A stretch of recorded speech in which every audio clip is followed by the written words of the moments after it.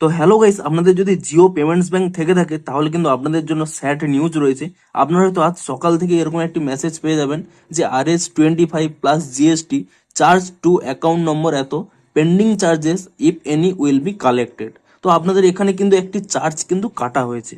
তো আজকের এই ভিডিওটিতে জানাবো যে আপনাদের এই 25 প্লাস জিএসটি মানে আপনাদের কত টাকা চার্জ করবে এবং এটি কত মাসে আপনাদের চার্জ করবে এবং এই চার্জ করার কারণ কি, এবং আপনাদের হয়তো এই মুহূর্তে জিও পেমেন্টস ব্যাংকে 0 টাকা রয়েছে, সেক্ষেত্রেও কি আপনাদের চার্জ দিতে হবে, কিংবা এই চার্জটিকে কি আপনারা কোনোভাবে ক্যান্সেল করতে পারবেন। তো সমস্ত কিছুই জানাবো আজকের এই ভিডিওটিতে, তাই জন্য কিন্তু পুরো ভিডিওটি অবশ্যই দেখতে থাকুন। তো তার আগে ভিডিওটিকে অবশ্যই একটি লাইক করে দিন এবং এই চ্যানেলে যদি আজই নতুন এসে থাকেন এখন চ্যানেলটিকে সাবস্ক্রাইব করে রাখুন এরকম নতুন নতুন ভিডিও দেখার জন্য। তো প্রথমেই জানিয়ে দিয়ে দেখুন এখানে চার্জটি কি রয়েছে, 25 প্লাস জিএসটি। তো 25-এর 18% জিএসটি কত হয়, 4.5, অর্থাৎ আপনাদের টোটাল চার্জটি কাটবে 29.50, অর্থাৎ 29 টাকা 50 পয়সা।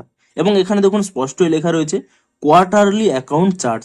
কোয়ার্টারলি মানে হচ্ছে 3 মান্থ, আপনাদের প্রতি 3 মাসে এই চার্জটি কিন্তু কাটবে। এবং এখানে দেখুন স্পষ্টই লেখা রয়েছে pending charges if any will be collected, অর্থাৎ আপনাদের হয়তো জিও পেমেন্টস ব্যাংকে এই মুহূর্তে 0 টাকা রয়েছে, তাহলে দেখবেন আপনাদের কিন্তু এই টাকাটা কিন্তু মাইনাস হয়ে যাবে, অর্থাৎ -29.50।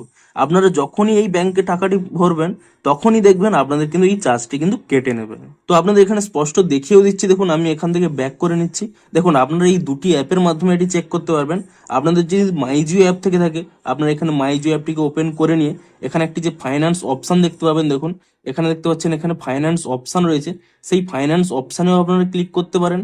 কিংবা আপনাদের কাছে যদি এখানে জিও ফাইন্যান্স অ্যাপটি থেকে থাকে ডিরেক্ট আপনারা কিন্তু এখানে এই জিও ফাইন্যান্স অ্যাপটি কিন্তু ওপেন করে নেবেন এবং অ্যাপটি ওপেন করে নিয়ে তারপরে কি করবেন, দেখুন নিচে একটি অপশন রয়েছে ব্যাংক বলে, আপনি এই ব্যাংক অপশনে ক্লিক করে নেবেন এবং তাহলেই দেখুন তারপরে এখানে আপনাদের ফিঙ্গারপ্রিন্ট কিংবা পেনটি দিয়ে দেবেন এবং তারপরে দেখুন আপনারা কোথায় পাবেন, এখানে এই ভিউ মোর এই অপশানে ক্লিক করে নেবেন এবং তাহলেই দেখুন নিচে একটি অপশান রয়েছে পাসবুক বলে, আপনি এই পাসবুক অপশানে ক্লিক করে নেবেন এবং তাহলেই দেখুন প্রথমেই কিন্তু রয়েছে সেই চার্জটি।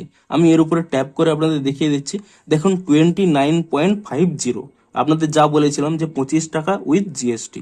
এবং এখানে দেখুন স্পষ্ট লেখা রয়েছে quarterly charge from December 2025 two ফেব্রুয়ারি 2026, অর্থাৎ ডিসেম্বর জানুয়ারি ফেব্রুয়ারি এই 3 মাস মিলেই কিন্তু আপনাদের এই চার্জটি কাটা হয়েছে এবং তা কিন্তু এখানে মার্চে আপনাদের চার্জটি কেটেছে। তো আপনারা যদি জিও পেমেন্টস ব্যাংক ইউজ করে থাকেন আগে আগে কিন্তু কোনো এই চার্জ কাটতো না, কিন্তু এবার থেকে প্রতি 3 মাস অন্তর আপনাদের কিন্তু এই চার্জটি কিন্তু কাটা হবে। তো এবারে বলি এই চার্জটি আপনারা ক্যান্সেল করতে পারবেন কিনা। দেখুন এই চার্জটি কিন্তু কোনোভাবে ক্যান্সেল করতে পারবেন না, কারণ অনেকেই হয়তো জেনে থাকবেন যে জিও পেমেন্টস ব্যাংক ফেব্রুয়ারি মাসে কিন্তু একটি চার্ট তারা বের করেছিল, সেইখানেই কিন্তু স্পষ্টই লেখা ছিল যে পরের মাস থেকে এই চার্জটি কিন্তু কাটা স্টার্ট হয়ে যাবে। তো এবার থেকে কিন্তু এটি অটোমেটিক্যালি কাটতে থাকবে প্রতি 3 মাস অন্তর, আপনারা কিন্তু কোনোভাবেই কিন্তু ক্যান্সেল করতে পারবেন না।